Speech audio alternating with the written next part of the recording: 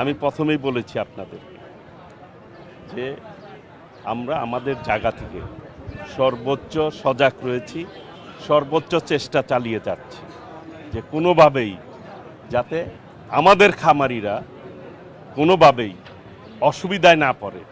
তারা অনেক কষ্ট করে এই গরুটা লালন পালন করে, কাজেই তারা যাতে তাদের যেই আশা নিয়ে হাটে আসে, ক্রেতা এবং বিক্রেতা উভয়ই যাতে খুশি মনে বিক্রি করতে পারে, ক্রেতা যাতে খুশি মনে কিনতে পারে এবং তাদের যাতে কোনো রকমের অসুবিধা না হয়।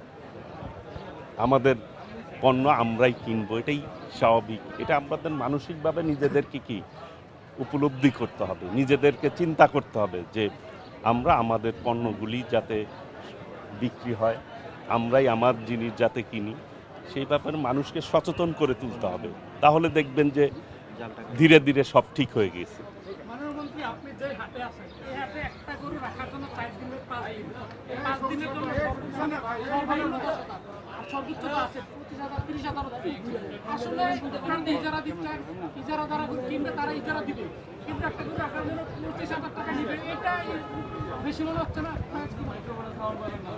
আমাদের আজকে তো হাট শুরু হলো, আমি এই হাট পরিদর্শন করছি, আমরা সেবার বিষয়টা নিশ্চিত করছি এবং এই হাটের অনিয়ম যদি কোনো থেকে থাকে সেইগুলিও আমরা আমাদের জায়গা থেকে সর্বোচ্চ চেষ্টা করব অনিয়মগুলি দূর করার জন্য এবং সঠিকভাবে যাতে পরিচালিত হয়, সবাই যাতে উপকৃত হয়, সেই ব্যাপারে সেবা দেওয়ার ক্ষেত্রে আমরা মৎস্য প্রাণী সম্পদ মন্ত্রণালয়ের পক্ষ থেকে এখানে অধিদপ্তরের ডিজি সহ কর্মকর্তারা রয়েছেন, আমরা আমাদের জায়গা থেকে সর্বোচ্চ সেবার জায়গাটা আমরা নিশ্চিত করছি। ইতিমধ্যে জাল টাকা রোধের ব্যাপারে আমাদের আইন শৃঙ্খলা বাহিনী রয়েছে এবং এই বিষয়ে আমাদের এবং মেশিনও রয়েছে জাল টাকা শনাক্ত করার ব্যাপারে, সেই ব্যাপারে আমাদের সর্বোচ্চ প্রস্তুতি রয়েছে, অর্থাৎ কোনোভাবেই কেউ যাতে প্রতারিত না হয় সেই ব্যাপারটাও আমরা খেয়াল রাখছি।